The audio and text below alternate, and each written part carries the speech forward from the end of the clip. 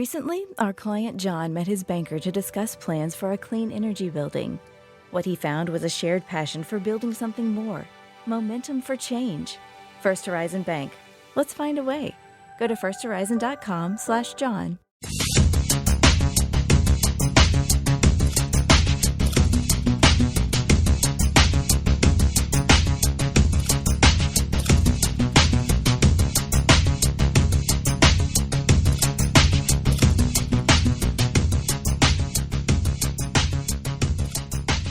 Blackwood's Podcast, episode 51. My name is Tim Mitra, and I am in Toronto, Ontario. I'm joined once again by Jonathan Kuline in Mr. and Mississauga. Hello there. And we also have Hyman Lopez Jr. on the line from Seattle, Washington. How's it going? Alrighty, so it's been a while. We're back. We've decided to rise up and do another podcast. So here we go. It's the Rise of Podcast. Pardon the puns.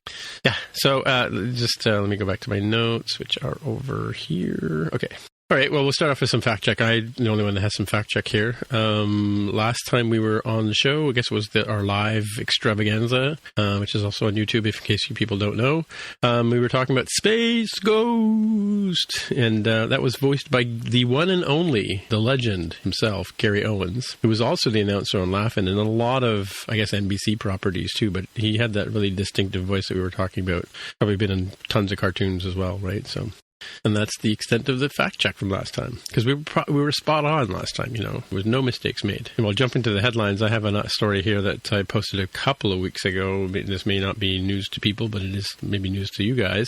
There's a documentary which is supposed to be coming out in November. I think we're past November. Called Never Surrender. It's a Galaxy Quest documentary. So there's a trailer here in the show notes that basically they've got Brent Spiner and a few other people, Will Wheaton, talking about how they felt that they should have done this show, and I'm not sure if it's tongue firmly planted in cheek that the intention was to do this movie as a legitimate property, because it came out pretty much like a comedy sort of satire of the whole Star Trek genre, you know, where the fans at the Comic-Con or whatever saved the day, right? So I don't know, I don't know about you guys, but I like that movie a whole lot, you know, by Grapthar's Hammer and all that, you know. What do you guys think of Galaxy Quest? Yeah, I haven't seen this documentary. Maybe I'll have to see if they have like Blu-rays or DVDs available or something. But the movie itself, I definitely like. It's very, very enjoyable. It's a spoof of the Star Trek universe, sort of proto-Orville in many respects. But it's fun. I enjoyed it. It's rather unfortunate that they never made a sequel of any sort. Right, yeah. It's definitely one of those. Well, they flopped in the theaters, right? That's the thing, right? Yeah, like it's one of those cult classics, I guess, is what it qualifies as. Sure. It made like no money, or certainly not enough money to make up for the sci-fi budget, but has been well regarded and well loved since. Yeah, some big names are in that one too, right? So like Sigourney Weaver and Tim Allen, obviously, and I knew his name until I started opening my mouth. The guy who played Snape, what's his name? Alan Rickman. Alan Rickman, yeah, mm-hmm. as one of he's as the alien, as it were, right? So. Yeah, I'm a huge fan of Galaxy Quest. I think it's one of the most underrated Star Trek movies, and I think it's, you know, I'm keen. I've seen the trailer for the doc, and it actually looks really interesting. I guess they're going to get into some of the stuff about how you know, it was much beloved, and everyone was sort of expecting it to become the first part of many, but that sort of fizzled out and never happened. And now, obviously, it's been quite a long time. Alan Rickman, of course, has died, so it wouldn't be quite the same anymore. But yeah, I'm keen to see what the documentary's like. Yeah, I think that what they were saying on the show was that it flopped in the theaters. I did go see it in the theater when it first came out, but I don't know that anybody else did, right? So it was on VHS, I think, where it kind of took off, right? Yeah, definitely a cult in the video rental market. Yeah. Yeah, for sure.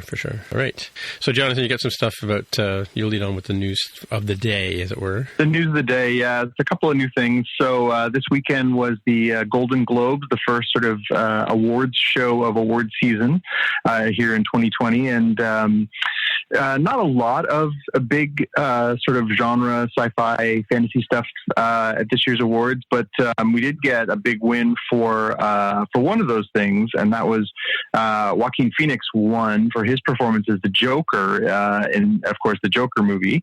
And you know, obviously, there's much lauded. Tim, I know you saw it, but yeah, would you think it was the winner? You know, to be honest with you, in I forget who the other actors who were up against him, but I think it was a winner from the point of view of I think it was like he stole it from Jared Leto, and he was pretty much just doing what Heath Ledger started, right? That sort of twisted, demented, character. I don't know. I do think there were better movies and better portrayals of character than this one. But I'm not surprised that it won because of the whole, the way that I'm sure Martin Scorsese was sitting in the audience was probably cringing at that one. But yeah, I mean, did you? So I don't know. I mean, Joker?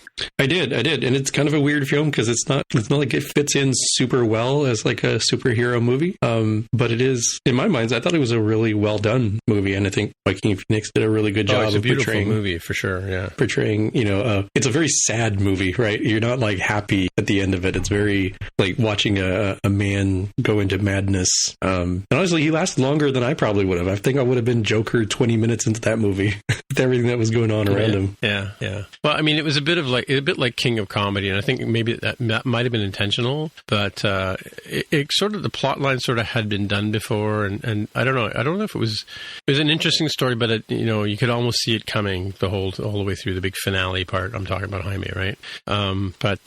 Yeah, I don't know. He didn't strike me as a mastermind criminal, which is what I think Joker's supposed to be. Isn't that not right? Yeah, I guess it's a little of both, right? He's supposed to be truly criminally insane, but I think he's also supposed to be very, very clever in that way. Like I think the Heath Ledger one, what I liked about him was that he was playing someone who's clearly unhinged, but he was also playing someone who was often two steps ahead of the police or Batman or whomever else. That felt very true to the character that I enjoyed in the books. Right. All right. Well, it's surprising. I mean, it was kind of like, when they read the name out of it, I wasn't super surprised that they chose it, but I was, I've learned a long time ago watching award shows that I'm often disappointed with the choices. I was glad to see that Parasite won for Best Foreign Language Film because I think it was one of the best films of last year. Notwithstanding the subtitles and stuff like that, but and interesting that the director didn't win for directing, but because Parasite's a phenomenal film. When you see it finally, when it comes on Netflix or whatever, you'll see what I'm talking about. But because it's a really good movie, sort of on the scale of Crouching Tiger, Hidden Dragon, kind of quality and that kind of stuff, right? So. Yeah, I think it should also be mentioned that for what it's worth, the Golden Globes should always be taken with a grain of salt. It's not exactly the highest caliber of awards show, but it can be a bellwether for how things play out over the sort of award season. So obviously no guarantees that something won't sneak up on us. Yeah, and it's sort of I've always liked the Golden Globe because it seems to be more of an honest portrayal of things in terms of I'm usually happier with the choices that are made at Golden Globes than I am at the Oscars, for instance. But I mean the ones that win and stuff like that. But like the Elton John movie, I really enjoyed the Elton John movie, but I don't know that. Taron Egerton did play a great Elton John, but I don't know that necessarily that was the best movie. It was the glitziest movie of the year. I mean, so I don't know that he should have won that award either. But then Brad Pitt won for I guess a supporting actor for Once Upon a Time in Hollywood. Whatever it was. Once Upon a Time, which is something we talked about on this show before, right? So It was an interesting movie. I don't know if have you seen that one, John or Jaime? Didn't you guys see it together? You and I saw it together, right? Quentin Tarantino. Yep. You're speechless, I can tell. Yeah, I saw that one too. It's a weird alternate reality movie. Yeah. Well, it's typical of his style of retelling history, the way he wanted to see it happen, right? Yeah, when I reconsidered Inglourious Bastards as a equivalent, I was like, all right, now it makes sense to me. Yeah, for sure. So what else you got for us, John? I've also got we got a new trailer for the New Mutants, which was the last movie made by 20th Century Fox with the IP for the X-Men. They had a trailer that came out almost 2 years ago, which gives you an idea how long this has been sitting on the shelf. The trailer for the first time, it looks kind of creepy. This one looks even more creepy than the last one. It's kind of a horror take on the X-Men world. But it is notably glaring when you look at it that Maisie Williams, who of course was Arya on Game of Thrones, is one of the stars of this movie, and she looks like she was Arya 3 years ago on the show. She doesn't even look like she did on the last season that aired a few months ago, because this was filmed so long ago. So this has been sitting around and delayed, and nobody was sure if it was going to see the light of day. There was talk that they were going to try and make an R-rated movie, and then when Disney took over, that they were going to cut it, but the directors denied that. But apparently now it has a release date coming out in April, and this it's the sort of last hurrah of what was a pretty powerful money-making franchise for Fox for a long time. Mm-hmm. Cool. Well, I know nothing about New Mutants, so what do you think, Jaime? It's a comic book that I read a little bit about. I mostly remember when they sort of transitioned into the X-Force when Cable came along. But I do have some old comics laying about of sort of the newer class of mutants, the New Mutants doing stuff. So I'm not super familiar with the characters. I couldn't point them out to you in this particular trailer. But it's definitely very different. That it's like a creepy vibe, which I guess people really could do what the mutants can do. It probably would be super creepy in real world. It looks good. I wonder what platform it will land on in the end, because it certainly doesn't look like a Disney Plus film. True. Which Jaime still hasn't seen yet, right, Jaime? Disney Plus? No, I've not signed up for Disney Plus, which means I haven't seen The Mandalorian. Right. I'll probably end up doing podcast over.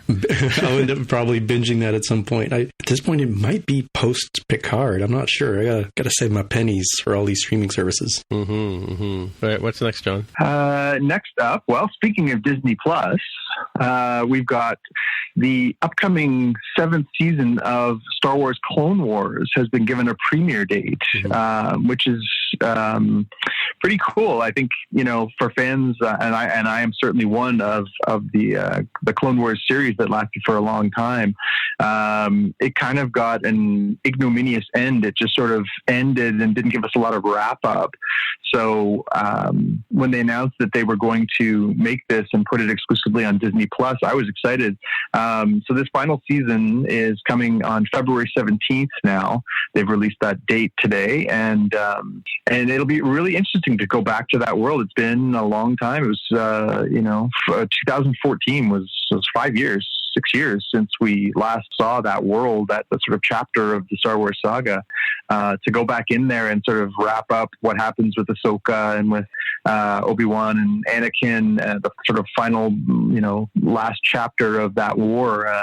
I'm excited. This is great. Yeah, I've been watching the Clone Wars recently since we got the Disney Plus. I've just had it on the background. I mean, I watched it back in the day when it was on, because it was on sporadically. Like, you'd have seasons, and I kind of watching it out of order as well. So I've been sitting and watching, not fully paying attention, but had it on in the background, watching a little bit of it. I'm not super stoked about the quality of it. It seems kind of dated, but I don't know if that's just was intention of the way it was drafted or whatever, written. And then I'm hoping to get into the next series, which is Rebels, right? I love Rebels. Oh, it's such a great show. Yeah. It really has a much truer through line through the whole thing. It really sort of follows a very interesting arc from the beginning to the end, and it really has a very epic feel to it. It's an excellent series. I can't recommend it highly enough. Right. Yeah, so I'm trying to get through the Clone Wars. I mean, because the Clone Wars kind of sits between those two prequel movies, which we've talked about in the past, which are not great, So I think part of that is my unwillingness to buy into it, because I know how awful it ends up, Yeah. But we'll see. We'll see by the time I get to the end of season 6 if I'm ready for season 7 or not. I'll probably be ready for it. It'll probably come out just as I'm finishing. Probably. At the rate it's going. Yeah. Cool. All right. So I just have a funny tweet here that, and we can debate this. We're actually here to talk about the Rise of Skywalker, but I just want to start off with this tweet that I saw. I think I discussed this with you the other day, Jonathan, that a tweet that came from a gentleman named Dave Bednar on Twitter, obviously, said, I asked my dad if he liked the Rise of Skywalker, and he said, yeah, it was fun. It had the same plot as Grease. So about a guy and a girl who meet each other, and he turns out to be part of a bad group, and they get back together again at the end, and I can't say that I really remember the plot of Grease. I don't know if I ever watched it all the way through, but they do end up together at the end, don't they? They do, although I don't remember John Travolta dying in the end. But spoilers! No, or any sword play or things like that, right? Yeah, there was a knife fight, I think, at one point, wasn't there? Was there really? I don't know. Tell me more. Yeah, one of those. Yeah. All right. Anyway, so that's that. Alrighty. So like I said, we're here for the. Before we get into that, one more story here that I posted here, and this is about a GoFundMe that was launched. Apparently, there's a gentleman named Anas Abdin who claims that the plot or general sort of underlying storyline of the Star Trek Discovery was stolen from his Tardigrades game, and apparently he has a judge ruled against him, I believe, and now he's gone back, and a judge had ruled in favor of CBS, and now he started GoFundMe, and people are throwing money at him to go and appeal this particular story, because he even claims that Paul and Hugh Kober are also stolen from a couple of characters from his game as well. And we'll have to see how that plays out, and that's sort of in keeping with our Spockcast Star Trek theme. But yeah, so coming back to Rise of Skywalker, as I said, I have a couple of notes here just so we can quickly go through them. But because it was kind of if you read the credits or you heard, I heard a couple of other podcasts talking about this between my first viewing and second viewing.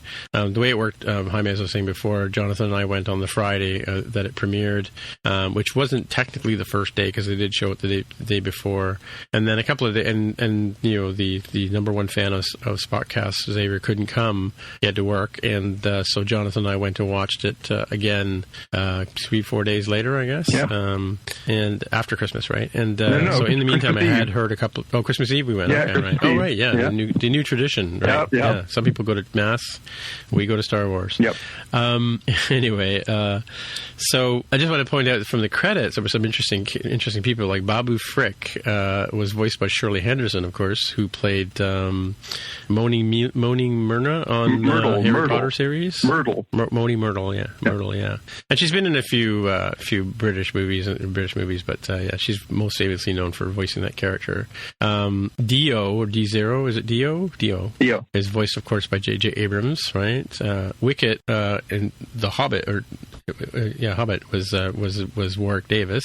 Oma Trees, or it didn't really name who he was, but he was the bartender. That was John Williams, and you see him scowling at them in one scene.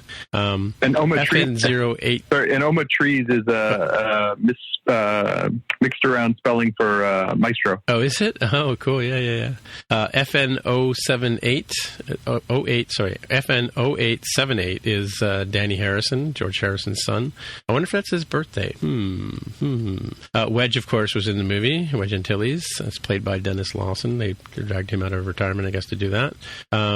Lin-Manuel Miranda was also one of the soldiers in the Resistance, as it were. Is that what they were called, right? And of course, we had voices in a couple of places where we heard from the Sith and we heard from the Jedi, the Vaders of old and past, and so in those were mixing were Carl Urban, James Earl Jones, Andy Serkis, Hayden Christensen, which didn't ruin the movie, Ashley Eckstein, Jennifer Hale, Sam Jackson, Ewan McGregor, Alec Guinness, Frank Oz, and Freddie Prinze Jr., and as well as Liam Neeson as Qui-Gon.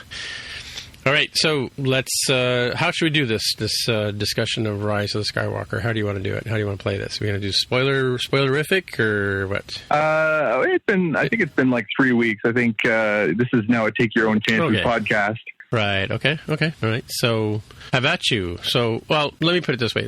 So, I'll talk about my impressions, having seen it. Jaime's seen it once. I've seen it twice. Jonathan's seen it twice. And Jonathan and I have had a chance to digest a bit more than Jaime, per se, right?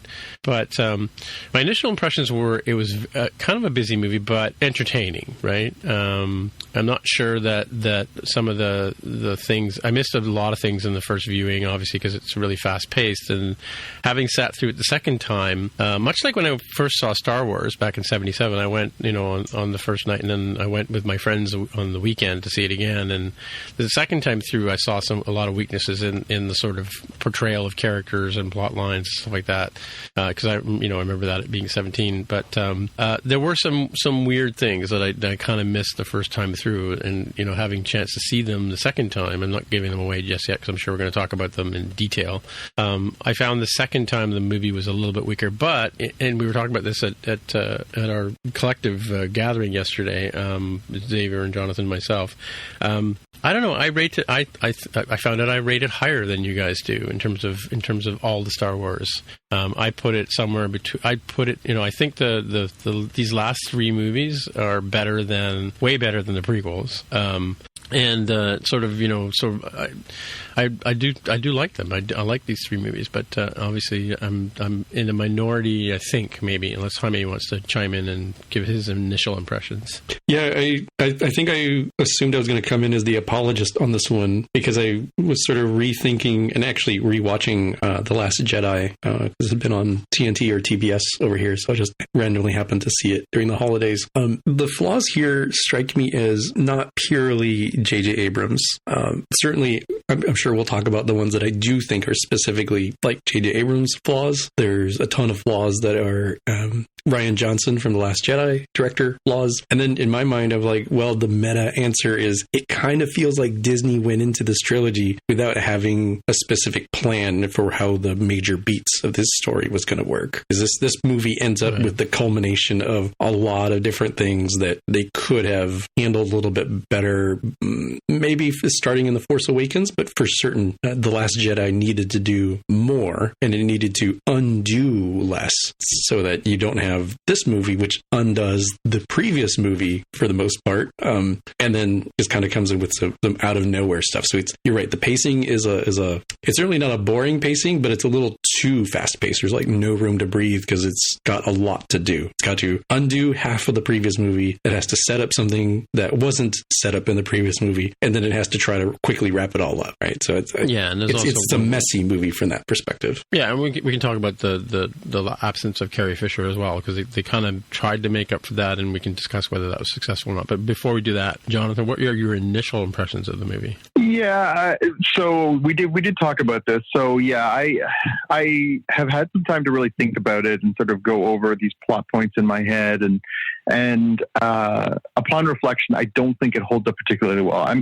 I will preface everything by saying any Star Wars is generally good Star Wars. I don't think there is Attack of the Clones is terrible, but there are not very many bad Star Wars movies. Star Wars movies are still a treat. However, the first hour of this movie is in my estimation, nonsensically fast-paced. They don't give you a second to breathe. There's too much going on, and they're throwing things at you left, right, and center. They're making all these little sort of very confusing plot points try and glue together. They're sort of trying to knit together some ideas, introduce new characters. They take you to a bunch of different planets. It was just a little too much. So getting into just a smidgen of the plot, the other thing that really kind of irked me upon reflection was, so this was billed as the last of the Skywalker films, the 9th and final. Now we're going to go somewhere different after this. So they tried to play games with our emotions a little bit. So they quote unquote killed off a couple of major, original trilogy characters in the very beginning, and then they both came back, and then they killed off other characters later on. But I found that because they had sort of been playing with you a little bit in the first part, it kind of lessened the impact of the second part. So again, I don't know how far we're going to get into it, but they ostensibly said they killed Chewbacca, and then like 5 minutes later they brought him back, and then they wiped C-3PO's mind, and he was like, "Farewell, my friends," and then they brought him back.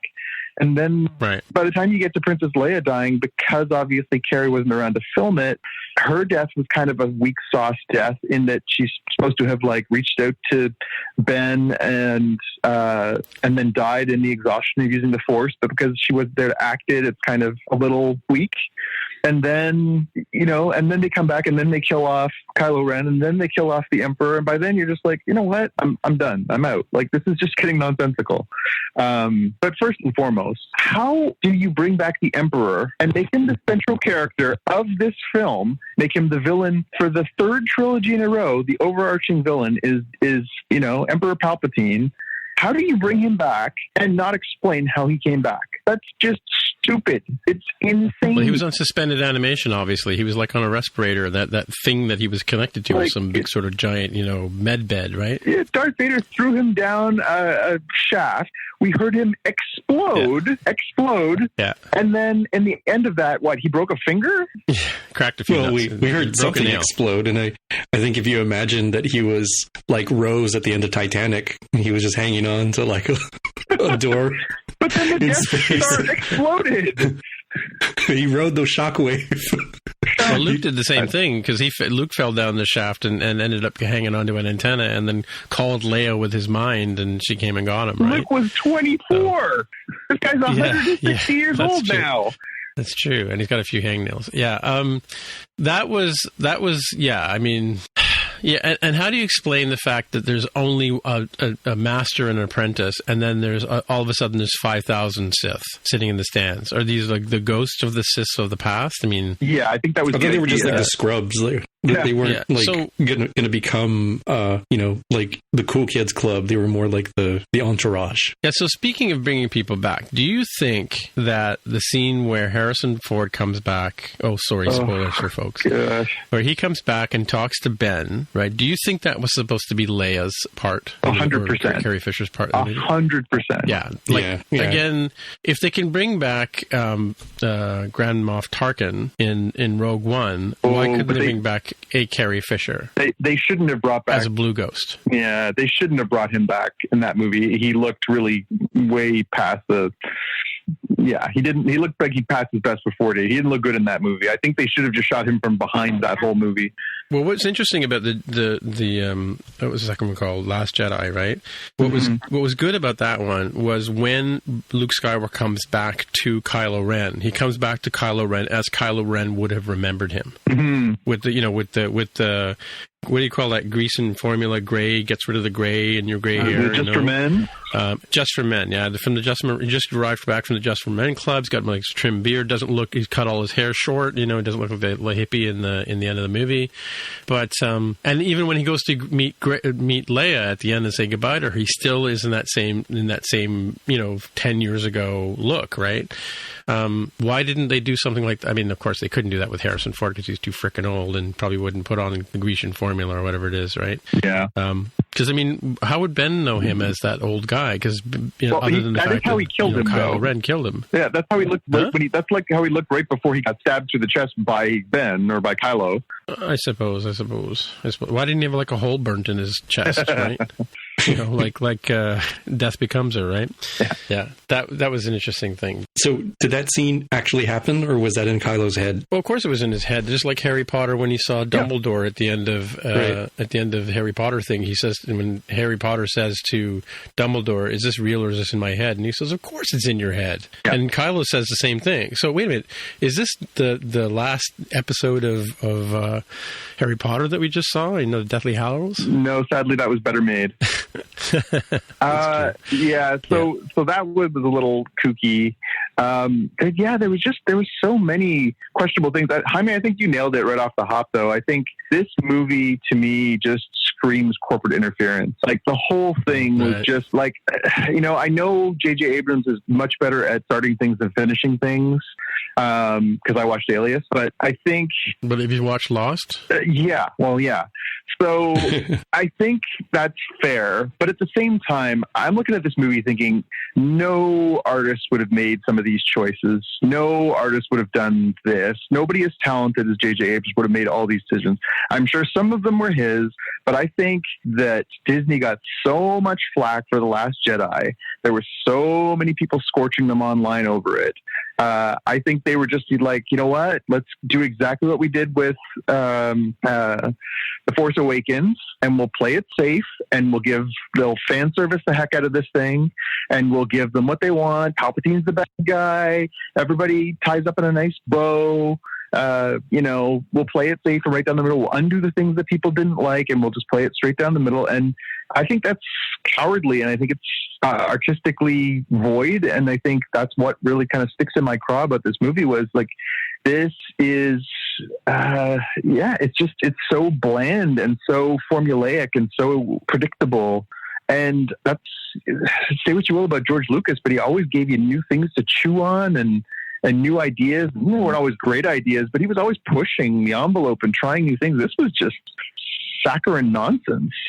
Do you think that Snoke was the Emperor was pulling Snoke's strings? Like, or I mean, I thought we were led to believe that Snoke was like the new Emperor, like he was the supreme being or whatever that was running the whole show, right? Again, coming back to what I know about corporate culture, like you can say what you want about Apple, but Steve Jobs was not running Apple. I mean, he was the head of Apple and he had, a lot of clout and a lot of say, but like the Emperor, right? But I don't think Apple ran with just Steve Jobs running at the helm. He didn't make every decision that the company made, right? And in the same sense, an empire would not do that either. I mean, the emperor would have the ultimate, say, but, there had to be, the generals and the commanders below him who would be making all the nasty decisions, right? Yeah. Like who's the redhead guy who turns out to be a spy? Come on, that was a stupid turn of events, right? Hux, that was the spy Hux. and yeah. They could have gone in a number of different directions. They could have introduced a new character there, right? Like they did with many opportunities, right? But they did, right? That Pride dude, the other, like Hux's Pokemon Evolution, where he's like more mature and kind of meaner looking. They did introduce that guy, and I think this goes back to what I was saying, that it was really weird that either Disney didn't have like a real specific plan for how these were going to work, or they allowed Rian Johnson to go like well off that plan, right? It kind of feels like like the plan was, all right, let's make this sandcastle, right? Abrams was pretty good at sandcastles. He's starting to make this sandcastle, and it's not like a great sandcastle. He's basically just using like turned over buckets, and then he's carving from there. And Rian Johnson came in and said, you know what, sandcastles are dumb. I'm going to make this mermaid sculpture. But he only got like halfway through, right? Because he only has like one movie, and he makes this in and of itself beautiful first half, and everybody's like, what are we supposed to do here? All right, well, nobody's liking the direction here. It's not making sense. Abrams, you come back in and somehow turn this, half woman into a sandcastle. Well, there you go. These mounds here are going to be turrets now. Right? It just comes off as this weird mess. And I think because of certain things you'll see, like the Emperor coming back could have made sense if The Last Jedi had set that up, right? Like the Force Awakens had the sort of question for the fans of like, who is Snoke? And Rian Johnson said, that doesn't matter. Snoke's dead. Oh, okay. Well, you could do that if you had, Palpatine come out towards the end of that movie, right? Like, it doesn't matter who that fool was. He was the puppet. I was the real one, right? Yeah. It may not be like a super great twist. Maybe it would work out a little bit better, but it wouldn't be weird and rushed. And you would have time to be like, in this movie, be like, how the hell did Palpatine come back? Oh, he came back because, Space Rose saved him, right? Yeah. And then there's other stuff of like who is Rey was set up in the first movie, and Ryan just said, "Yeah, that doesn't matter. Rey's nobody." And so this movie has to undo that. Be like, well, her parents were nobody, but her grandparent was super important, right? There's just so much that's undone there that it couldn't possibly even planned out. To have Rey be a Palpatine, right? Do you think they had to bring back the Emperor for that? I don't think they did. I think they could have had her be. They could have discovered somewhere in some book or whatever, some census or something, that she was actually a Palpatine. She could have had the same power that she had and fought some other foe alongside Kylo Ren or not, right? But I mean, the other thing they could have done was they could have taken Kylo Ren, and because I mean, they continued the penis measuring contest between Hux and Kylo Ren or Ben Solo, because and obviously Hux was upset because he didn't get promoted and the other guy did, which is typical, right? But they could have taken the whole Kylo Ren character and made him like the super duper evil badass guy, right? That Rey is the only one that could take on, kind of thing, right? Rather than dragging the Emperor out of cold storage, right? Yeah, like I said, it just seemed like more, hey, you liked this thing before, we'll give you more of this thing. Like, I don't know. It just feels like shoddy story making. Like, it's just. Well, so speaking of storytelling, so the Force Awakens, I think we've all kind of agreed is sort of a new telling of that same Joseph Campbell story, which mirrors A New Hope, right? If we're calling it that, because it's got all the elements of the New Hope in it. It's got the Death Star, and it's got the kid who doesn't know that she's somebody special and she has magic powers, Harry, and all that kind of stuff, right? And like you said, though, The Last Jedi is nothing like. Well, it's kind of like Empire Strikes Back from the point of view of it has these awesome battles in it, but it's not really the same sort of thing, right? I mean, I guess that planet with the red sand or whatever kind of echoed Hoth in a sense, right? Yeah. But this one had elements of Return of the Jedi. Like, it had the giant fleet that comes and takes on the Emperor, the Empire, which is now like a giant empire as well, right? Do you think that this was very closely mirroring a Return of the Jedi kind of movie, minus the walkers and the hobbits and stuff? Yeah, I mean, it certainly has some of the same directions, but I mean, really, in that it just pretty much wrapped everything up in a nice bow, Like, yeah, I don't think it was as direct. Yeah, it was a better wrap up than the third prequel movie, which I can't remember the name of now. But Revenge of the Sith. Because that was Revenge of the Sith. I literally could see somebody like George Lucas standing there with a checklist saying, okay, check this. At the last half hour of that movie was just sort of like getting all these pieces in a row, so they matched up with where A New Hope starts, right? Yeah. Like, why did Padme have to die? Why did, like all that, how did the twins get separated? How did Darth Vader end up in that, fancy suit and all that kind of stuff, right? Okay, but by the same token, tell me anything that happened in the last hour of Rise of Skywalker that you weren't expecting. Like, there was a duel between Rey and Kylo. Kylo, who has been conflicted by the Force the whole time, suddenly becomes good. The two of them team up and take on the Emperor. In Last Jedi, nobody came when they called. But this time, people come when they called, and they defeat the Empire, and it's a good Luke story. To the rescue, and like none of it. Like, it's exactly the same thing. Exactly the same thing. So, did you notice that Ben Solo's scar disappeared when Rey resurrected him? He was healed. Yeah, he was healed. He was good now, right? That was Kylo's scar. Ben is the one who rose after she healed him.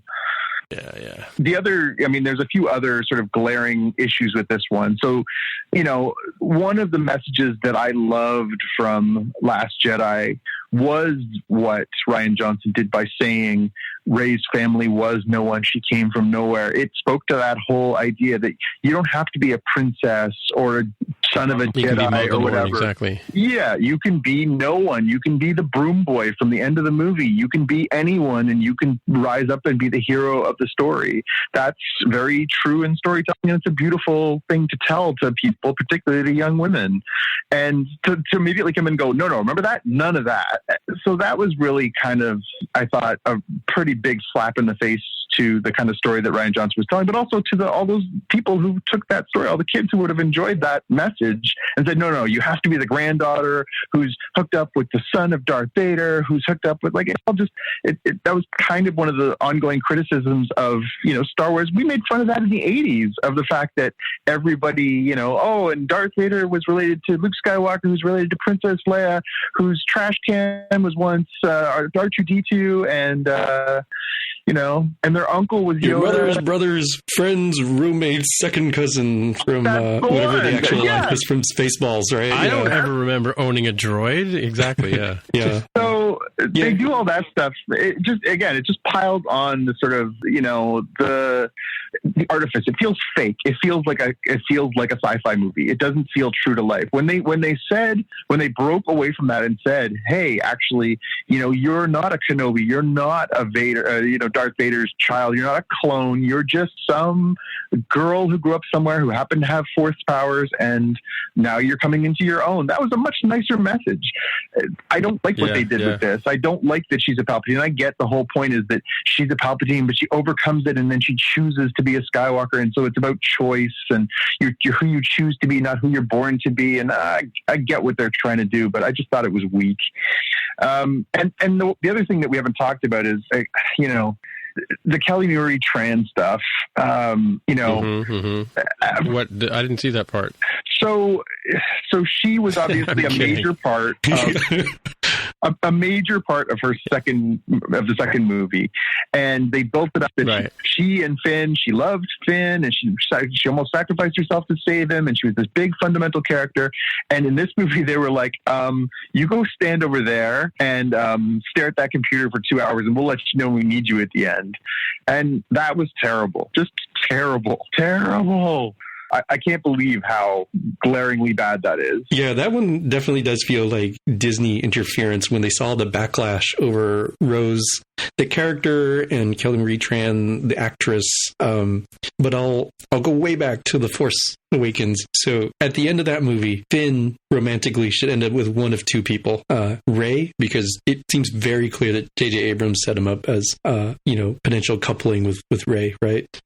If you view it the way some folks do on the internet, I could see him ending up with Poe Dameron too, if you believe that the bromance goes beyond just being good buddies, right? Those are like the limits of who he could end up with. And then I can't proclaim that like Poe Dameron and who? And Finn. Finn. Oh, Finn. Okay, right. Yeah. So there's kind of two romantic options there. Rian Johnson, for reasons, like I can't proclaim that he wanted to keep the races separate or something, right? I don't have that knowledge, but it does kind of seem kind of weird that he sort of shoehorns Rose's sort of one-sided romance with Finn, and in this movie it was like, all right, we got to dump Rose off on the side somewhere as best we can. So Finn needs a new, I don't know why they think this, Finn needs a new romantic interest. I'm not sure why he can't still be interested in Rey. That was sort of his arc, and the thing that he keeps wanting to tell Rey would actually make more sense as like, hey, just wanted to let you know before we die, like I have feelings for you, right? That would have made sense. But instead they said, you know what,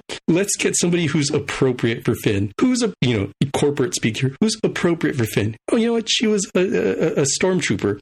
Oh, you know what, she's also tinted pigmentally the same way. I'm like, this seems wildly offensive that they went this direction. So did you just choose a black woman to be the replacement romantic part for Finn? Like that's horrendous. Also, the Billy D. Williams line at the very end where he goes, let's go over here and find out where you were from. Like, that seemed really, really creepy to me. Yeah, it had a little Me Too vibe, but also I think the notion that has been going around after the movie is that I guess in one of the visual guides or something that came out recently, they gave a little backstory as to what Lando's been up to. And the idea was that Lando, after the events of Return of the Jedi, started a family. And the First Order kidnapped his daughter when she was 2, and potentially that Jannah is his daughter. Oh, okay, right. But that is not clear in any way, shape, or form when you watch the movie. And it's the same, like they make that same mistake in a few different spots where they just don't give you enough context or backstory. Jaime, you touched on it. There's that one scene, and it comes up twice, where they're sinking into the sands on the desert, and Finn says, "Oh, Rey, I got to tell you something." And then they drop, and then they briefly make a joke about it then, and they address it later on that they never pay off that setup in the movie. Right. And they went online afterwards, and people were asking John Boyega, were you going to say that you loved her? And he's like, no, it wasn't that. So people have drawn the conclusion that what he was going to say was that he has force powers, that he is force sensitive.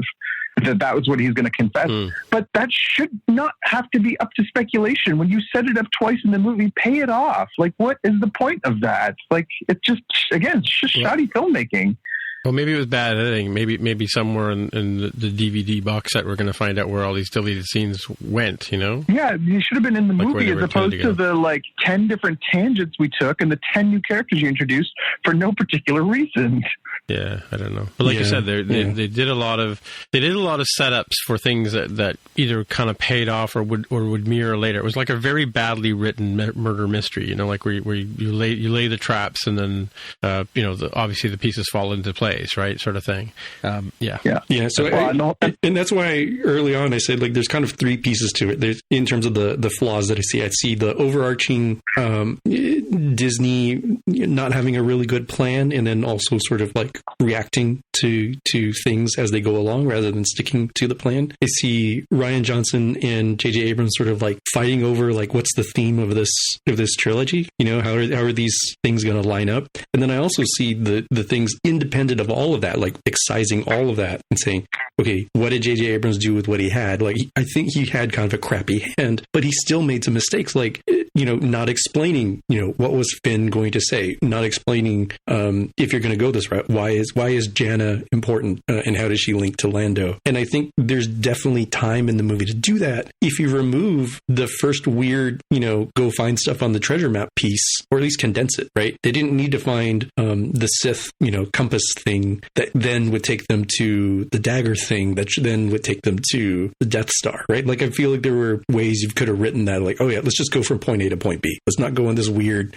Scooby-Doo quest. Let's just get directly to it because we don't have a lot of time. Right. What about was it Carrie Anderson? What's her name from Carrie Russell? Felicity? Carrie Russell. What about her role, her character? I mean, there's a bit of mystery there, but like, why was that there? Is that to sort of deflect from Poe having another interest, or what? Well, it was basically twofold. Well, no, that's not true. It was single purpose. It was Poe's not gay. Oh, right. I kind of read it as that too. There was a big screaming sign that said Poe's not gay. He had sex with her. Really? That's what it felt. Yeah, it really did. I think I viewed Zori Bliss a little bit more positively, although I will caveat that saying I'm a huge Carrie Russell enthusiast, and so I'd also considered that maybe Zori Bliss, her character, was going to be set up as we can do some spin-off type stuff, either movies or Disney Plus stuff, to explain, like, what did she do beforehand? How did she and Poe, do the dastardly things they did before, right? The not so clean things. Right. Okay, hi, mate. Did you know she was going to be in the movie? Yeah. I'm sorry, what was that, Tim? Did you know that she was going to be in the movie as that character?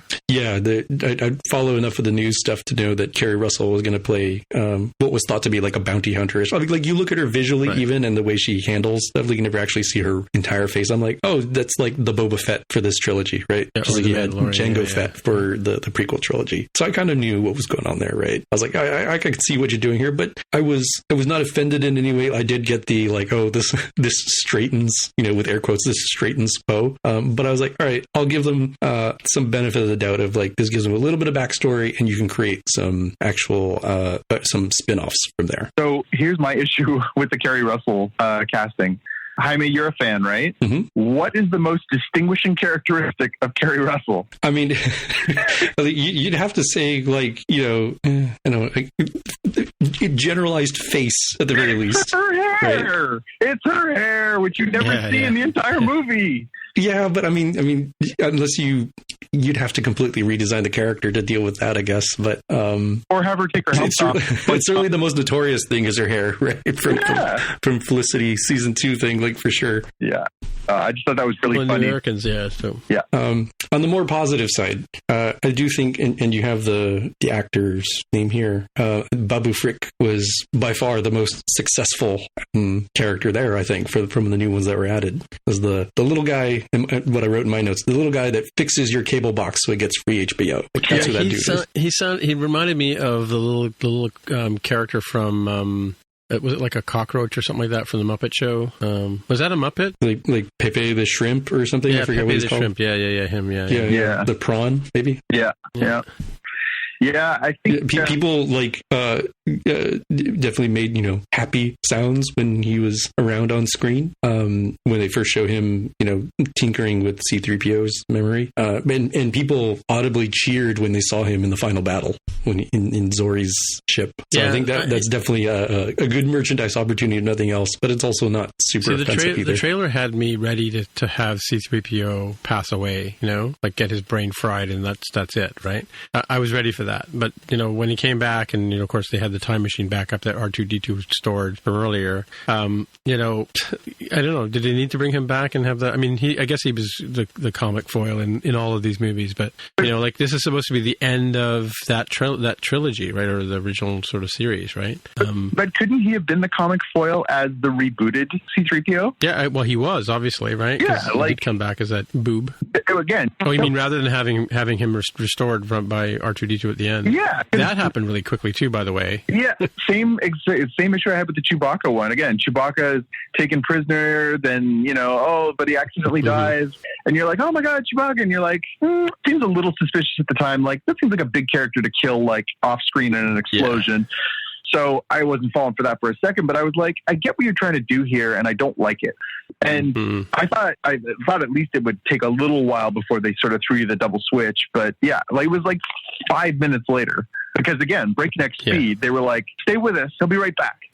Yeah. I mean, overall, it just feels like a missed opportunity. I know I may not be in the majority but I liked Last Jedi in parts. It wasn't perfect, but I do like that it was continuing to sort of push things forward. It was trying to sort of break out a little bit. I think we all sort of had some same criticisms of Force Awakens. It was pretty much a carbon copy of A New Hope, but it did introduce some interesting new characters, and it sort of set the stage. Okay, where do you go from there? Well, okay, Last Jedi kind of pushed it to different places. I didn't see that coming. Like, they killed off the big bad guy. They, sort of changed the game. Oh, she's not a Kenobi or a Sith clone or whatever. She's just some girl. Oh, that's pretty cool. Oh, they introduced some new characters. Okay, cool.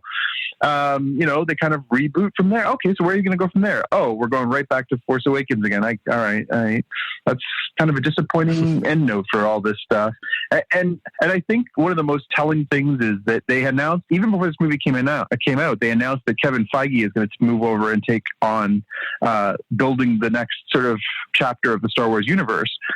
This is a guy who, working with the Marvel movies for 20 plus movies, has a track record for really thinking things through from an overarching standpoint. Well, doesn't that just speak to what we just said about this whole problem with the Star Wars stuff? It feels like they didn't think it through and come up with a cohesive overarching plan. They were just kind of lurching from film to film.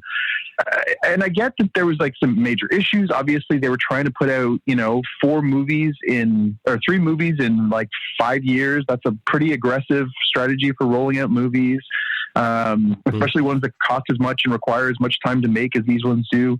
So obviously, it's not perfect. And obviously, Disney is a family-friendly corporate organization, and they've got priorities on their own and everything else. They're building theme parks and other things, but damn, it just feels like a disappointing ending to, if this is what they're truly calling is the end of this saga. And I think all of us agree that let's wait for the shoe to drop on that stuff. But it's just a disappointing ending.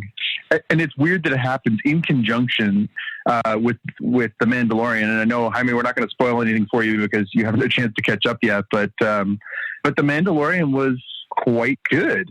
Very good Star Wars. Yeah. And I just couldn't help but think, maybe this just speaks to the same problem that is becoming epidemic in movies versus television. You've got 2 hours. It's got to be huge and a spectacle and grand in order to make the, $1.5 billion it needs to be considered a success.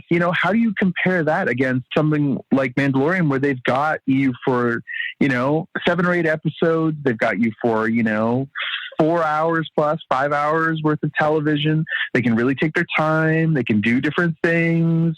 They can really soak you in. It's the reason why Game of Thrones is such a monster success. They could just immerse you in those worlds. Like Star Wars is, the Skywalker saga is on the big screen, and they only have you for short bursts every couple of years. That's a lot of pressure, and that's a lot of work. And again, I don't envy these creators having to try and live up to that, but geez, it didn't land for me. Do you think it would have been better if they did like the Deathly Hallows, where they broke it into 2 pieces? 100%, because at least then you could have explained some of these backstory stuff. Like so much stuff that just got lost. It's like if you had a choice and you said, all right, look, we haven't had a distinct plan here, and the pieces are not going to line up for one movie. We have to split it into a part 1 and a part 2. I think that would be a better option than trying to shoehorn everything in to the one, what is it, like 215, 220 movie? Mm-hmm. Yeah. It would, it would fit a little weird because it'd be like, it's not really a trilogy like the other ones were. But I think at that point it's like, well, you made your bed, right? You can have, one of two themes for Rey. Either it doesn't matter who you are because it literally, you don't have any lineage, or it doesn't matter what your lineage is because even if it's bad, you can overcome and choose. Like, you can't have both of those in the same trilogy, right? Like, it needs to be one of those. Either one will work. That's why I think that having the do you think that Rey and Poe and Finn are going to come back in some form, either separately or together? It's hard to imagine that there wouldn't be something down the road. I guess it depends on where the actors go as far as their careers and but when you look at the success that Mandalorian's been, and you think like they really are going to have to get, they're going to start ramping up. They've already committed to 2 more series. They're going to do an Obi-Wan Kenobi series. They're going to do the Cassian Andor series. Would I be surprised at all if they do the, Finn trying to rescue the lost Stormtrooper children who've been brainwashed story as a Disney Plus series? No. Would I be surprised if they're going to do the Rey trained young Jedis thing on Disney Plus? No, not at all. I think obviously there's a whole world that's been set up there. Obviously, they don't have to bring back Mark Hamill or Carrie Fisher or Harrison Ford anymore. And, I'm pretty sure they're getting that guy in the Wookiee suit now for a deal. Right, yeah. They can do a lot with just, a lot less overhead on some of this stuff now. Mm-hmm. So out of 10, from 0 being bad to 10 being good, what do you rate this movie? Yeah, I'm thinking about it too. I'm going to go with like a 6, but again, I have only seen it once, so I'm probably leaning a little bit more positively. Yeah. I was looking at my list of like, where do I put this? And part of my struggle in like trying to rank all of the different movies for Star Wars right now is I have to decide what to do with The Last Jedi, because I do think that Last Jedi is probably a better film in isolation, but as part of a trilogy that needs to move stuff along, I think it's probably one of the worst because it undoes so much of what came before it, right? Yeah. Even though it's beautifully directed, beautifully filmed, it's got good, interesting ideas. It's got some clunky stuff. I think I mentioned the Casino Planet stuff that never really made sense, hit with me, and I kind of wanted Rose to be like, do something with those, mechanic or engineer skills. So I'd have to figure out like what to do with that, right? Like grading wise, where would I put this? I'm not sure. In my first off the cuff coming out, I was like, it's right below Rise of Skywalker, but seeing the movie The Rise of Skywalker again, I might put The Last Jedi above that. So the question is, when you came out of the theater, did you want to go see it again right away, or did you think I got to go see that again? Like, was that in your DNA? I did, but I'm also one of the big enough fans that I would want to see it multiple times. I just didn't happen to do so. Yeah, I mean, I'm the same way. I'd like to see it. I like to see it in the ideal format, which is like IMAX 3D. But then I like to see it also in 2D. Or I like to see it in another format, right? Just to sort of get a sense of how it sits as a movie, right? I found the second time through, like I said, I noticed things that I didn't catch in the first go through because it was just too fast paced, right? Like some of the stuff with the Emperor versus Rey and Kylo Ren at the end. I caught more of what was going on, between the 3 characters that I didn't catch the first time through, right? It was too fast. But for me, it's an 8. I mean, 8 out of 10. I'm a sucker for a Star Wars movie anyway, right? So what do you think, John? Yeah, again, I just having more time to digest it. I think it's like a 4 or a 5. Like, really. So it's not coming to the desert island with you? No, it truly is not. No, I mean, again, I can't give. I mean, you guys, we talked about it, a bunch of times on this podcast, and you and I talked about it for years and years. The thing that drives me most nuts about Hollywood movies is bad formula. I hate movies that are too formulaic and that don't take chances. Some of the things that I've enjoyed most about, some of the things they've done with Marvel movies and, even some of the other, sort of genre films the last few years is, be bold. Taika Waititi directing a Thor movie, like some of the stuff that they've done is it's risky and weird. And, that I would gladly reward that. This felt like filmmaking by committee that was playing the safe, boring way. And I I just can't reward that with a good score. I just can't. Right. So coming back to, so you sent me a link, which you probably put it in the show notes too, to a Reddit article that you'd read somewhere. Yeah, well, I read it on Reddit, but take that with a grain of salt also, please, folks. Reddit. Yeah. You know. Yeah. Anyway, there's a bunch of conspiracies in there. We'll put it on the show notes and people can just look at it at their leisure. But, yeah, it's purportedly by somebody who has a friend who works inside the studio who said that, yes, it was a friend of a friend. Yeah, it was one of those like insider things, so take it with a huge serving of salt. But the message of it was basically that JJ had his legs cut out from under him, that he was forced into making a ton of decisions he didn't want to make, and that he was, openly exasperated by, some of the interference that he was dealt.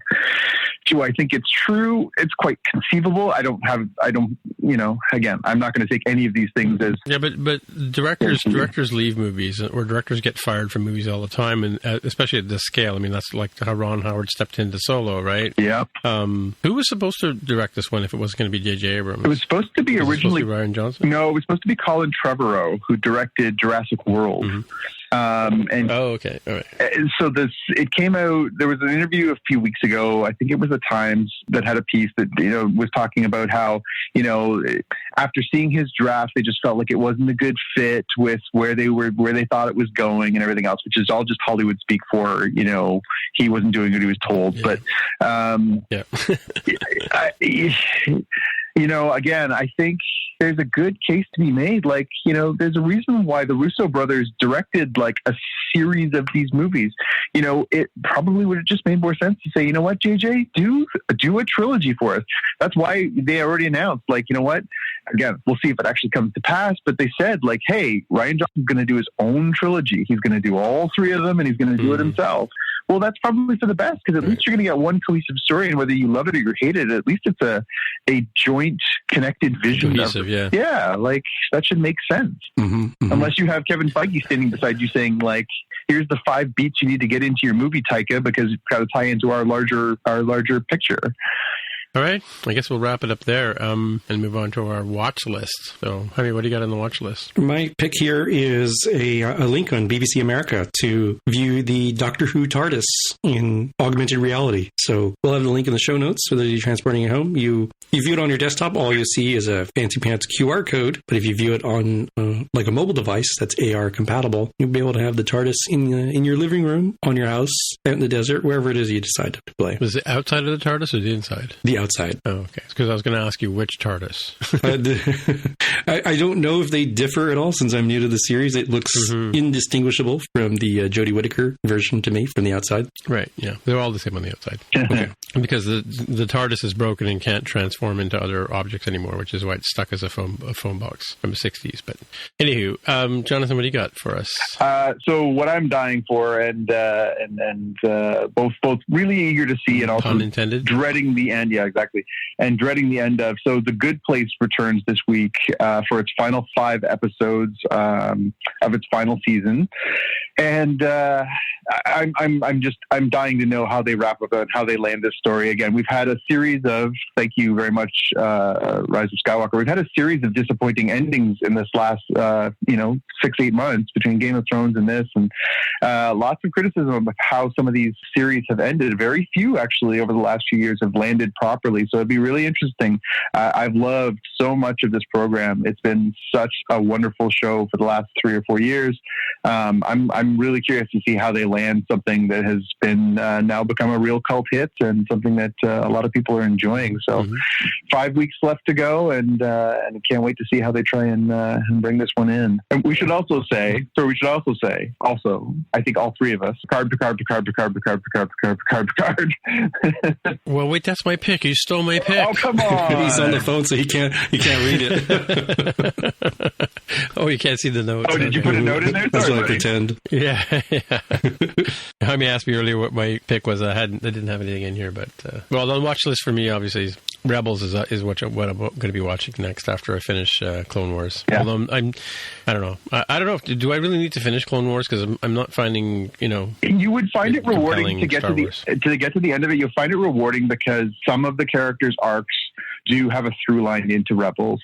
Two in particular have a really strong connection to what happens in Rebels. So it becomes much more satisfying when you know their arcs through Clone Wars to see where they come to years later in Rebels. And Rebels fits where? But is that before New Hope? Rebels is much closer in timeline to New Hope.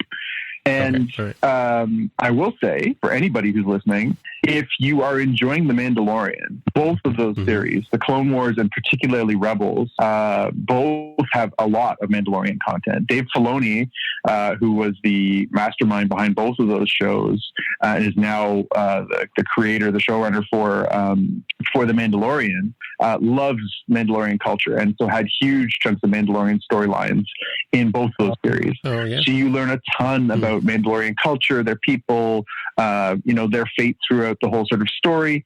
I think that's what season 7 is going to be. A big chunk of that is going to be about, and that continues in as one of the major characters on Rebels is a Mandalorian, and so there's a huge component of that through both series. So if you want to learn a little bit more about what you've gotten off Disney Plus, there's just 2 more reasons to go in there and enjoy that. Right, cool. All right. Well, I guess until next time, we'll leave it there. My name is Timitra, Timmitra. On the Twitter machine is where you'll find me. And Jonathan, where can people find you? I'm on Instagram and Twitter as @JPKNews. And Jaime, how people get in touch with you? I'm on Twitter as @DevOfTheHair. All right. Until next time, we'll see you in the future. Bye. Bye. Bye. You've been listening to the Spockcast podcast. This is Jean-Luc Picard. Shut up, Wesley. Sorry, say again. Just the tag. Gotcha. If you want to find out more about the podcast or see the episode show notes, visit the Spockcast website at spockcast.com. You can get in touch with us on the website or follow us on Twitter at Spockcast. If you have feedback or questions, send us a tweet with the hashtag AskSpockcast. If you like the show, please consider recommending us to a friend, writing a review on iTunes, or pledging any amount at patreon.com/Spockcast. You can find details on how to help us on our website, spockcast.com/sponsor us.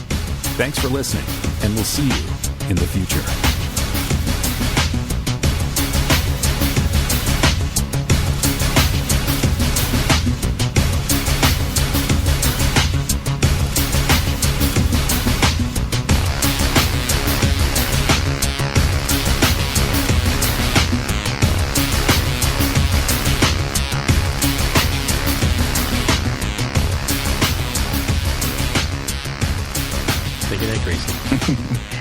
Did you watch Lost Space yet?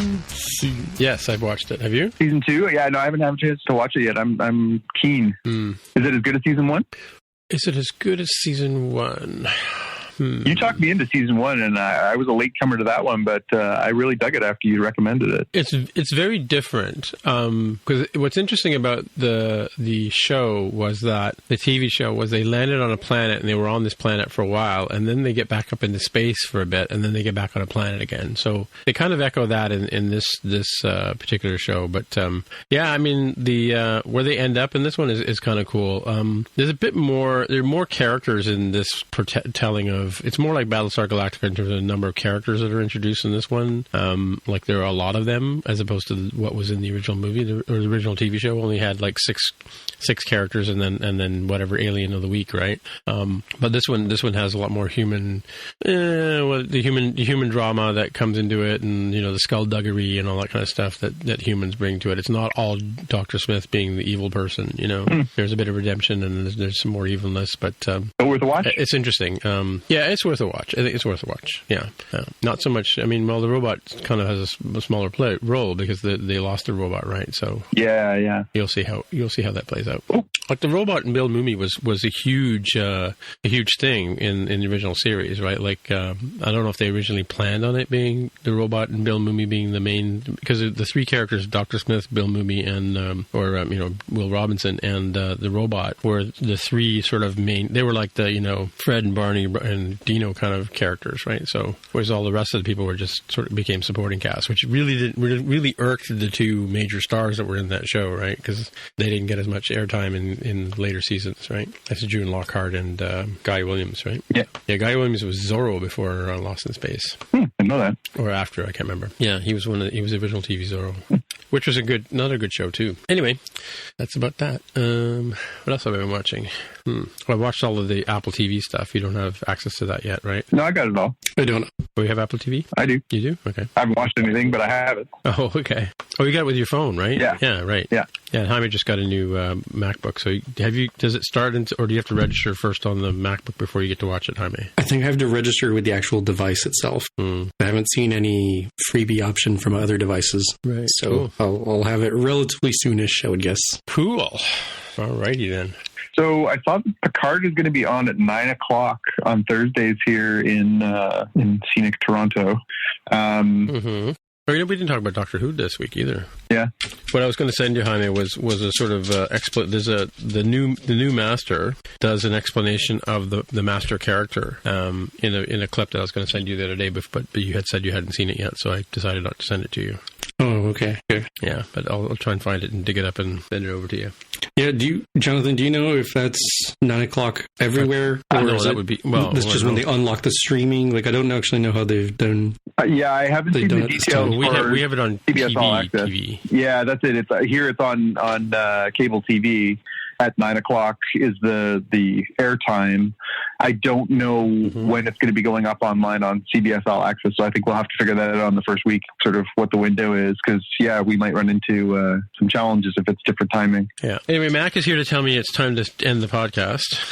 Yeah, I'm sure as we get probably to that final week, we'll get a better sense, because I didn't even realize you guys were getting it on cable TV. I thought everybody except the U.S. was getting it on Amazon, but I guess it's internationally except for Canada, because Canada is always different. Yeah, well, like I said before, it's whoever purchases the show, right? So you're getting it on CBS All Access, right? Yeah. And everybody else is getting it on Amazon Prime? Yeah. I thought it was on Amazon Prime for everybody else. Except for Canada. On Amazon Prime for us, I wonder. Yeah. Except for Canada. Yeah. Okay. Except for Canada, where it's going to air. We don't get Apple Card or sweet Apple Cash, and Jaime gets Apple Cash back when he buys Apple devices now, right? Fancy. Yeah, 3%, or like I was telling Tim during the audio troubles, 6% when they had the special for the holidays. Wow. 6% off a Mac is a lot of money, man. Yeah, that's why I decided to buy it right then. I was like, I was going to hold off for this, but I guess I'll get it now. I should have got one of you guys to buy my Mac for me too, right? Was that on every new Mac, or only on new Macs, or any Mac product? I assume it was only on, brand new from Apple, even if it's a model they've had sitting around for a while. Yeah, well, sometimes you can use those discounts on the refurb store, right, as well, right? But I'm looking at getting a 13-inch. But do you think they're going to bring a new 13-inch out soon? No idea. I assume they'll take the design language from the 16 and make it across the board over the years. I mean, I have heard a rumor, but we'll talk about that on the other show, I guess. All right. Talk at you later. Mac's got to go outside. All right. Talk to you later. See you guys. Okay, thanks. Bye. Bye. Recently, our client John met his banker to discuss plans for a clean energy building. What he found was a shared passion for building something more. Momentum for change. First Horizon Bank. Let's find a way. Go to firsthorizon.com/John.